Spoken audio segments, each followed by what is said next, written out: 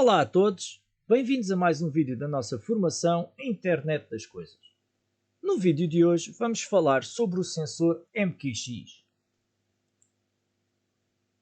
O sensor MQX é um sensor que é utilizado para medir ou partículas ou um tipo de gás específico na atmosfera. Portanto, pode ser considerado como um sensor de gases atmosféricos.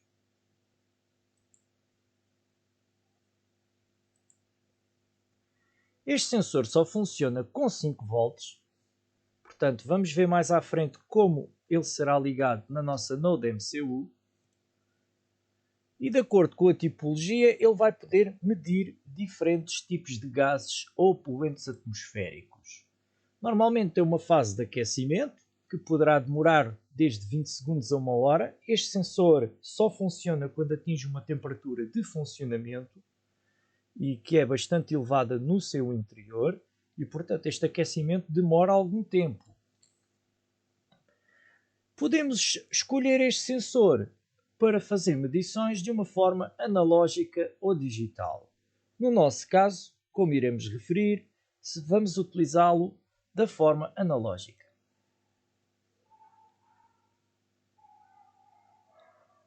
Este sensor encontra-se no mercado em diferentes variedades. Portanto, normalmente existem o MQ2, MQ3 e por aí adiante, sendo que os primeiros são os que encontramos com maior facilidade à venda no mercado ou em qualquer kit básico de introdução ao Arduino. Reparem que existem uns aqui em baixo que são os MQ300 e qualquer coisa que fazem a mesma coisa, mas são mais orientados para indústria e também são obviamente mais caros. Este sensor encontra-se à venda em duas variantes. Uma variante que tem apenas 3 pinos e outra variante que se encontra com 4 pinos. A diferença de um para o outro é que este aqui não tem a saída digital e este tem. O de 4 pinos caracteriza-se também por ter um pequeno potenciómetro na parte de trás, como iremos ver.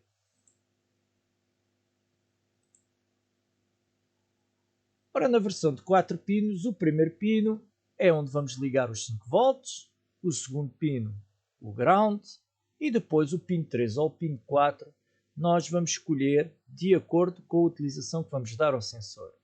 Se eu pretender uma saída digital, eu vou ligar a minha Node MCU ao D0. Se eu pretender por outro lado uma saída analógica, eu vou ligar a minha Node MCU aqui nesta ligação. Na parte de trás deste sensor podemos encontrar um pequeno potenciómetro, como eu já referi. Atenção que aqui a numeração dos pinos está invertida, uma vez que estamos a ver o sensor ao contrário. Este pequeno potenciómetro serve apenas para definir o ponto em que a saída digital dispara. O que é que se quer dizer com isto? Normalmente este sensor tem aqui dois LEDs. Tem um que indica se está ligado ou não e um segundo que acende quando ele detecta o gás. Ora, eu defino o nível a partir do qual ele acende utilizando este potenciómetro. Portanto, com a saída digital eu apenas consigo detectar se existe gás ou se não existe gás. Com a saída analógica eu consigo entender a intensidade do gás, ou seja, a concentração do gás presente na atmosfera. No nosso caso vamos trabalhar com a saída analógica.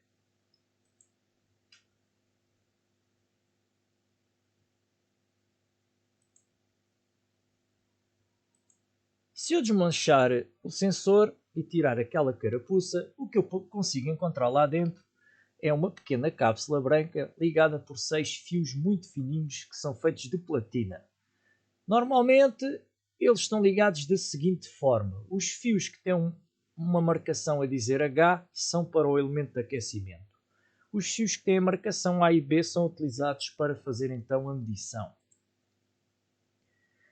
Esta pequena cápsula é uma cápsula cerâmica feita de óxido de alumínio e que está recoberta com uma pequena camada de dióxido de estanho.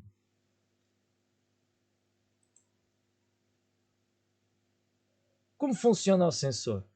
Bem, no seu interior vamos encontrar então o tal elemento de aquecimento. E temos então a nossa cápsula de óxido de alumínio. A cápsula de óxido de alumínio, como eu já referi, é de cerâmica e serve apenas para nos proteger a camada de dióxido de estanho. É esta camada de dióxido de estanho que é o elemento ativo do sensor. E o que acontece é que o dióxido de estanho é um semicondutor, mas apenas a temperaturas elevadas. É por isso que eu tenho que aquecer, senão ele não vai funcionar. E ele vai reagir com o oxigênio do ar.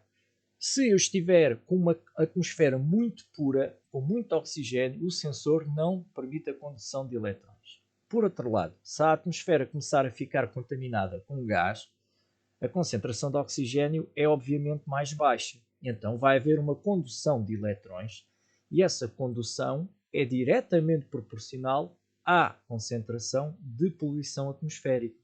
De outra forma, se eu tiver muito gás ou muita poluição, passa muita corrente elétrica. Se eu tiver pouca poluição, não passa corrente elétrica. Como é que fazemos para ligar o sensor à nossa Node MCU? Mais uma vez, lembrando, à porta analógica. Bom, então é muito simples. Da parte do sensor, vamos ligar o pin que diz V ao VIN. Atenção que o VIN na Node MCU normalmente é utilizado como ponto de entrada de energia, mas existe aqui um truque, é que por definição a VIN está ligada diretamente ao controlador de tensão que vem da porta USB. Portanto, significa que este pinzinho tem lá 5 volts que nós podemos utilizar para outras coisas, que é o caso. E, portanto, não se esqueçam, o pin que diz V ou VCC do nosso sensor liga na VIN na Node MCU. O pin que diz S vai ligar na A0 e o pin que diz Ground liga, obviamente, no Ground.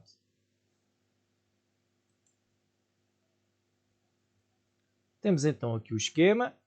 Notem que a vossa placa pode ter a disposição das portas de uma forma ligeiramente diferente do diagrama aqui apresentado, mas há de ser muito semelhante. Portanto, temos aqui então o VIN, que vai ligar no V ou no VCC, e imediatamente a seguir temos aqui o Ground, que vai ligar no Ground, e a porta analógica da Node MCU, a A0, vai ligar no pin que costuma dizer A0 ou A.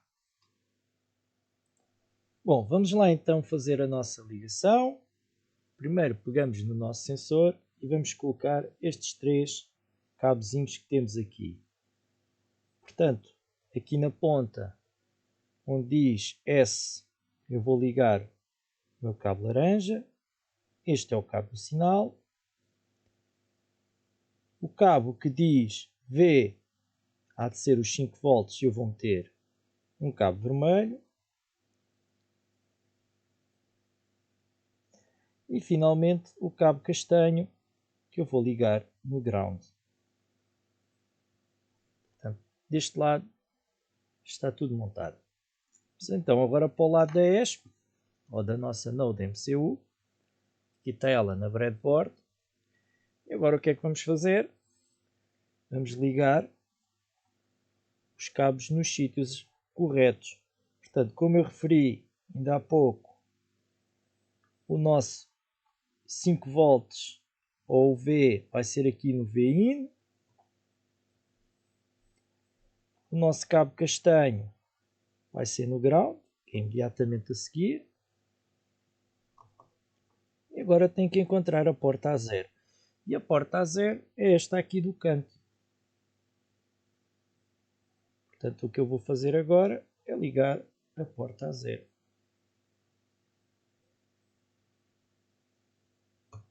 E pronto, está tudo ligado. Resta-nos agora testar o programa e ver se está tudo a funcionar e se as ligações foram bem feitas. Bem, após a explicação, vamos então fazer o nosso programa de teste. Este programa de teste, como eu já referi, para além de servir para testar o sensor, poderá vir a ser muito útil mais tarde se a nossa estação meteorológica começar a dar problemas e nós tivermos que testar os sensores um a um. Portanto, vamos então passar este código para a IDE do Arduino e fazer um pequeno teste. Ora bem, então vamos lá testar o nosso programa, mas antes de fazer o teste, vamos aqui explicar um bocadinho as instruções. Portanto, a primeira coisa que eu vou definir é o pin onde eu vou ligar o meu sensor, neste caso é porta A0, e depois vou criar uma variável do tipo inteiro, que eu vou chamar gás, pode ser gás, partículas, qualquer coisa desse género. Na parte do setup, vamos então definir a velocidade da nossa porta série para 115.200 e após mostrar uma mensagem do Serial Monitor, vai então começar a medição. Portanto, vamos fazer esta instrução que é o analog read do pin A0 e este valor será atribuído à variável gás, que vai ser mostrada no ecrã. Aqui embaixo estamos a utilizar a função map para converter o valor medido numa escala percentual, ou seja, de 0 a 100%. Lembrem-se que o sensor vai medir o valor numa escala que não tem qualquer significado físico, isto é, ele vai medir de 0 a 1023, sendo 1023 o máximo e 0 o mínimo. Ora, como isto não tem qualquer significado físico, acho que é muito mais interessante converter o valor para um valor percentual entre 0 e 100%, e isto faz mais sentido. Portanto, se eu perceber que 100% tem a atmosfera totalmente poluída e 0% um ar extremamente límpido, faz muito mais sentido do que numa escala de 0 a 1024, ou 1023 neste caso. Bom, vamos lá então ligar o nosso sensor aqui na ESP. Ora, já está ligado. E agora vamos então proceder ao envio dos dados. Já sabem que isto demora sempre um bocadinho a compilar. Por acaso hoje não. Não temos bibliotecas aqui definidas e, portanto, em princípio isto não demora muito tempo. É praticamente instantâneo e deve estar praticamente feito. Não, ainda diz enviar. Ok, a gente espera mais um bocadinho então. Já está, pronto. Carregamento completo. Vamos lá então aqui ao nosso Serial Monitor. Ora, e aí está. Pronto. Então o que é que nós estamos a obter?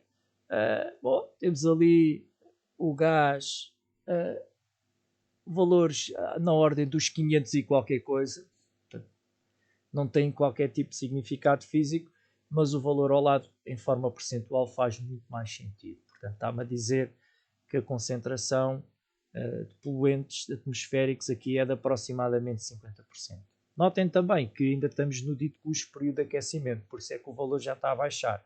Portanto, lembrem-se, este sensor vai demorar sempre um bocadinho de tempo até atingir a sua temperatura ótima de funcionamento.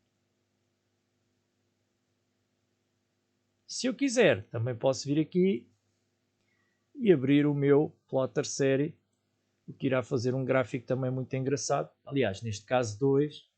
Um está lá em cima, que é o valor na escala de 0 a 1023, e outra cá em baixo, que é o valor na escala percentual. Notem que o valor na escala de 0 a 1023 está a baixar ligeiramente. Portanto, tal como eu referi, o sensor ainda não atingiu a temperatura ótima de funcionamento. Bom, agora que já voltamos e funcionou tudo bem, vimos o nosso sensor a funcionar, resta-nos finalizar este vídeo com apenas algumas recomendações que convém seguir. Em primeiro lugar, não esquecer que este sensor produz algum calor. Portanto, não o podemos colocar muito perto de um outro sensor de temperatura, como por exemplo o sensor DHT11 da sessão anterior. Quando se diz muito perto, estamos a falar imediatamente encostado. Portanto, se tiver a alguns centímetros de distância, em princípio não faz grande diferença. Apesar deste sensor também produzir algum calor, não tenho o receio do calor derreter plástico ou pegar fogo ou qualquer outro tipo de coisa.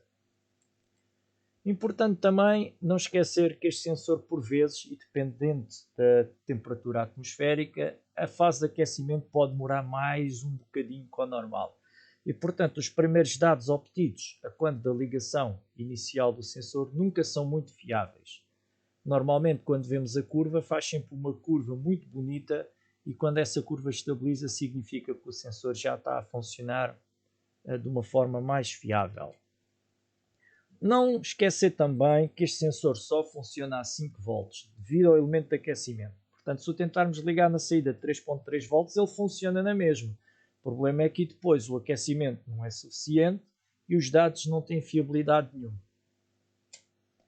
E por último, já foi referido durante o vídeo em que falámos da ideia do Arduino, este sensor não precisa de utilização ou instalação de bibliotecas específicas para fazer aqui uma utilização simples, que é o que se pretende aqui na nossa formação. Se, no entanto, se pretender uma utilização muito mais rigorosa, em que se pretende medir com grande rigor a concentração de um determinado poluente atmosférico em ppms, bom, aí tem que se utilizar umas bibliotecas que existem e que vão converter os valores para ppms, dando assim algum significado físico à nossa medição.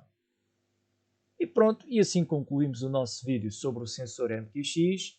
Espero que tenham gostado e até à próxima.